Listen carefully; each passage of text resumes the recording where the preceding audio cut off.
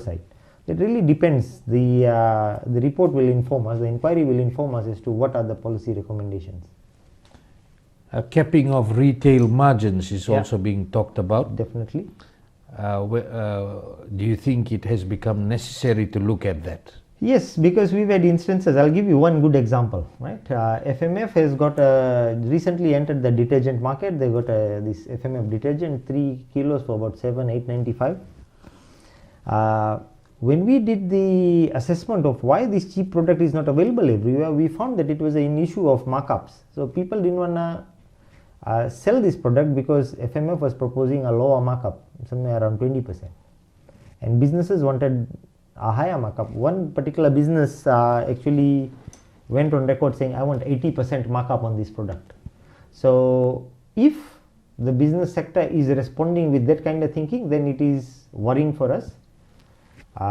Whether this is an isolated problem or it is a market-wide problem, again, that remains to be seen. But we are not discounting putting price caps, because as we've said, we want the market, we want to work very collaboratively with the market, we want to work with the private sector, we want the economy to thrive, we want consumers to benefit. But if the private sector is not going to play ball, if the private sector is going to continuously try and push the boundaries of legality, if they're going to continue to breach the requirements of the FCCC Act, will come down hard. Well, it's a real concern if somebody is trying to mark up 80%. It is. It's unconscionable conduct. Well, that it's an offense. See, again, I unfortunately, unlike you, I can't say it would be unconscionable because I have to rely on the courts. I'm talking on behalf of the people. Yes, but I follow the law, and the law says that a conduct can only be unconscionable when the courts determine or deem it unconscionable. My job is to say, I think it's unconscionable, let me take it to court. And if the court says, yes, 80% is unconscionable, then yes, so be it.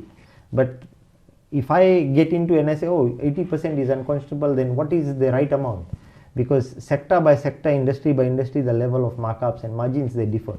So the question would be, what would be the right size? It's interesting you've given an example of detergent, but I don't think detergent will be the only thing that people are looking at marking up for 80%. No, maybe not 80%, I mean, that was one isolated incident. But we have had instances where, and that's where we've looked at the entire 18 categories of products, and we said, this may not currently be price regulated, but this goes in the trolleys of almost all Fijians when they go out shopping. And are you concerned for the people of Fiji? Yes, very much. That's why I'm still around, making sure that the businesses play by the ball, that businesses don't do things that are unethical, that they do right by the consumer. And that is why I've been spending my last 3 to 6 months going out on my own time with my own team, everybody at FCCC pitching in, because we are concerned about the state of affairs for consumer protection.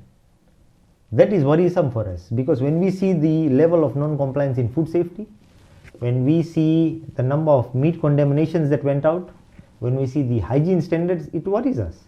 And that is why, under the leadership of Deputy Prime Minister Honorable Manoa, we have formed a food safety task force, and we are going very highly organized from the public sector end to go out and say, look, these are the issues, we eradicate them. And the idea is, at first we'll go with an enforcement actions, we'll look at whether the existing legislations are sufficient. And one example why we need to assess where existing legislations are sufficient, because the FCCC Act does not have any provisions that says price gouging is illegal specifically. There's general provisions under which we can take the matter to court, but specifically it does not say that you cannot price gouge. So because there's no specific section says price gouging and what is price gouging and what does it mean and how, how do we apply it and what is the penalty, how do you investigate it, in the absence of all of that, there is a lapse in the legal framework, and we had talked about it. And in the last discussions, I must say, we're quite pleased because we've managed to get support from the Asian Development Bank and the Ministry of Commerce as well. We've got a professor who worked in the Australian law. He's out here in Fiji and he's been working with our Chief Legal Counsel in looking at all the amendments that's required to modernize the FCCC Act. When will that be done? Well, once we confirm the particular sections, it goes to the policy arm of government, which is the ministry, and the ministry has to take the matter to Parliament. because we are an implementation agency. We cannot make our own laws and then administer them. What we do is we propose the laws. What's your proposed timeline? Well, our proposed timeline is we are almost on the verge of completing it. We're looking at the end of this financial year to provide some sort of indication to government that these are the areas we want amendments in, and we are quite optimistic in the next financial year government will look at it, because the dedication that I've seen from on these matters